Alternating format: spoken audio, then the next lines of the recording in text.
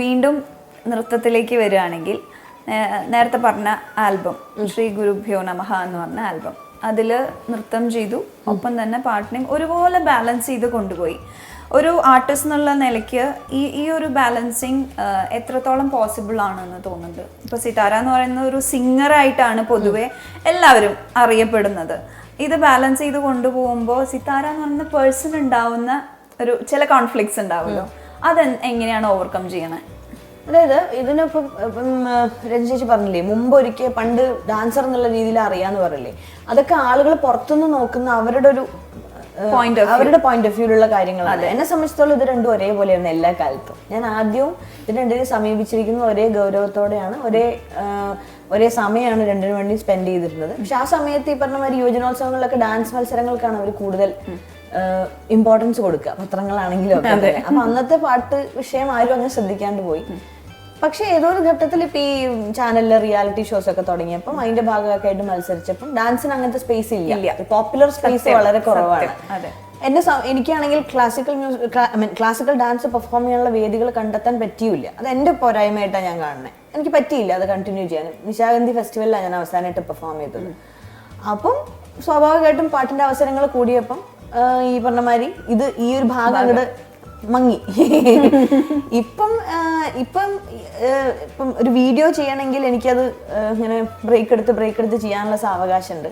അപ്പം എൻ്റെ അച്ഛനും അമ്മയൊക്കെ ഒരുപാട് സമയവും അവരുടെ എനർജിയും പണവും ഒക്കെ ഇതിന് വേണ്ടി ഇൻവെസ്റ്റ് ചെയ്തിട്ടുണ്ട് ഒരുപാട്. അപ്പം ഇപ്പൊ ഞാൻ പേരന്റ് എന്നുള്ള രീതിയിൽ എനിക്ക് മനസ്സിലാവും അത്. അപ്പം ഞാൻ അങ്ങനെ ആലോചിച്ചു, അവരത് ചോദിക്കാൻ മടിക്കുന്നുണ്ട്. ഇപ്പൊ ഒന്നുകൂടി കളിക്കുമോ എന്നൊക്കെയുള്ള ആഗ്രഹം അവർക്ക് ഉണ്ടെന്ന് എനിക്ക് മനസ്സിലാവുന്നുണ്ട്.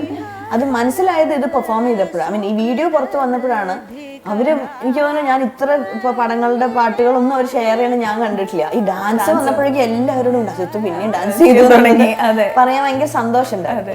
അങ്ങനെ പഴയ ഫ്രണ്ട്സ്, ടീച്ചർ ഒക്കെ സന്തോഷമായിട്ടിരിക്കുന്ന എനിക്ക്. അപ്പൊ പിന്നെ മാത്രമല്ല ഈ ഡാൻസ് ചെയ്യുന്നത് നമ്മുടെ ബോഡീനെ ഭയങ്കരമായിട്ട് ഫ്രീ ആക്കുമല്ലോ, അത് മനസ്സിനെ.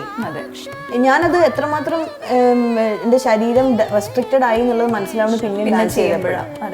വെറുതെ ഒന്ന് കൈ എടുക്കാനോ അല്ലെങ്കിൽ ഒരാളെ കൈ വീശാൻ പോലും ഉള്ളൊരു തരം മടി ഇങ്ങനെ നമ്മൾ ഉള്ളിലേക്ക്, അത് വളരെ കൂടുതലാണ്. നമുക്ക് ട്രോമയാണ് ശരിക്കും. ഒരുപാട് കാലം ചെയ്തുകൊണ്ടിരുന്ന ആള് ഇടയിൽ ഒരു ബ്രേക്ക് എടുത്ത് വീണ്ടും ചെയ്യുമ്പോൾ ഉണ്ടാവുന്ന ആ ഒരു ഉൾവലിവ് എല്ലാ വിഷയങ്ങളിലും ഇങ്ങനെ ഉണ്ടായിരുന്നു. നമ്മൾ എക്സ്പ്രസ് ചെയ്യാനുള്ള ഒരു മടി ഉണ്ടല്ലോ, അത് ഭയങ്കരമായിട്ട് മാറി കിട്ടി.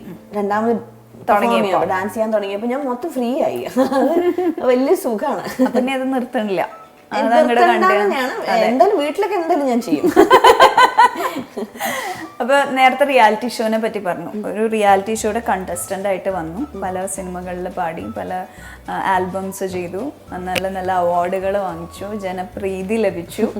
ഇപ്പൊ ഒരു റിയാലിറ്റി ഷോയുടെ ജഡ്ജായിട്ടിരിക്കുകയാണ്. ആ ഒരു ട്രാൻസിഷനെ സിതാര എന്ന് പറയുന്ന ഒരു വ്യക്തി എങ്ങനെയാ കാണുന്നത്? ഞാനിപ്പോ 2-3 ഷോ ആയി. എന്ത് തോന്നുന്നു അതാണ് ചോദ്യം. അല്ലെ, എന്ത് തോന്നുന്നു? ശരിയാ, ആലോചിക്കണം. ഞാനിങ്ങനെ ഇപ്പൊ 2-3 ഷോസിലായി ഇങ്ങനെ ഇപ്പൊ ജഡ്ജിങ് പാനലിന്റെ ഭാഗമായിട്ടിരിക്കുന്നത്. അപ്പൊ ആദ്യമായിട്ട് ഇത് എന്നോട് പറഞ്ഞപ്പോ എനിക്ക് നല്ല കൺഫ്യൂഷൻ ഉണ്ടായിരുന്നു, എങ്ങനെയാണ് ഞാൻ പോയിരുന്നിട്ട് എന്താ ഞാൻ ചെയ്യേണ്ടതെന്നുള്ളത്. പക്ഷെ എനിക്ക് തോന്നിയൊരു കാര്യം എന്താ വെച്ചാൽ, പലപ്പോഴും കുട്ടികളുടെ പരിപാടികളാണ് ഞാൻ ഇരുന്നിട്ടുള്ളത്. അപ്പൊ ഈ കണ്ടസ്റ്റന്റ് എന്നുള്ള രീതിയിൽ ജീവിതത്തിന്റെ ഒരു പ്രധാന പങ്ക് ചെലവഴിച്ച ഒരാളാണ് ഞാൻ. അപ്പൊ അവിടെ നിൽക്കുന്ന ഒരാളുടെ മാനസികാവസ്ഥ, അവര് എന്തൊക്കെ തരത്തിലുള്ള ഈ പ്രാക്ടീസ് സീസണുകളിലൂടെയാണ് കടന്നു പോകുന്നതെന്നൊക്കെ എനിക്ക് ശരിക്കും അറിയാം. അപ്പൊ എനിക്ക് പൂർണ്ണമായിട്ട് ബോധ്യമുള്ളൊരു സ്ഥലം എന്താണെന്ന് ചോദിച്ചാൽ ഒരുപക്ഷെ എനിക്ക് ഏറ്റവും ഉറപ്പിച്ച് പറയാൻ പറ്റുന്നത് അതാണ്. ഒരു മത്സരാർത്ഥിയായിട്ട് ഒരാളുടെ വിവിധ തലങ്ങളിലൂടെയുള്ള യാത്ര, സൈക്കോസിന്റെ പല അവസ്ഥാന്തരങ്ങളിലൂടെ കടന്നു പോയിട്ടുണ്ട് ഞാൻ.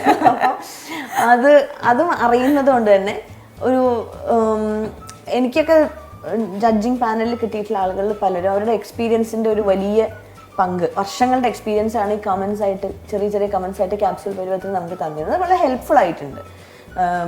വളരെ എന്താ പറയുക, ക്രിട്ടിക്കലായിട്ട് കാര്യങ്ങൾ നോക്കി കാണുന്ന ആളുകളും ഉണ്ടായിരുന്നു. ചിത്രചേച്ചിയെ പോലെ ഭയങ്കര സ്വീറ്റായിട്ട് പറഞ്ഞിരുന്ന ആളുകളും ഉണ്ടായിരുന്നു. അപ്പൊ അതൊക്കെ പല രീതിയിൽ നമ്മൾ ഹെൽപ്പ് ചെയ്തിട്ടുണ്ട്. എന്താ പറയാ, കോൺഫിഡൻസ് കൂട്ടാനും ഈ എന്താ പറയാ ഈ നെഗറ്റീവ് ആയിട്ടുള്ള കമന്റ്സ് കേൾക്കേണ്ടി വരുമല്ലോ എന്തായാലും നമുക്ക് ലൈഫില്. അത് പകുതിയിലധികം അങ്ങനെ കൂടുതൽ, പ്രത്യേകിച്ച് ഇപ്പൊ സോഷ്യൽ മീഡിയയിലൊക്കെ വരുമ്പോൾ നമുക്ക് അതൊക്കെ കൺഫ്രണ്ട് ചെയ്യേണ്ടി വരും. അപ്പൊ അതിനെയൊക്കെ നേരിടാൻ ഇത്തരം സാഹചര്യങ്ങളൊക്കെ നമ്മൾ ഒരുപാട് സഹായിച്ചിട്ടുണ്ട്. അപ്പം ഞാൻ ഇപ്പോൾ കുട്ടികൾ വരുന്ന സമയത്ത് എനിക്ക് എൻ്റെ ഗുരുക്കന്മാർ അല്ലെങ്കിൽ എനിക്ക് മുമ്പ് എനിക്ക് പറഞ്ഞു തന്നിട്ടുള്ള ആളുകളൊക്കെ പറഞ്ഞ കാര്യങ്ങൾ ഷെയർ ചെയ്യാൻ നോക്കും. അത് സമാധാനത്തോടെ ഷെയർ ചെയ്യാൻ നോക്കും. അതെനിക്ക് ഭയങ്കര ഇഷ്ടമാണ് അമ്മ.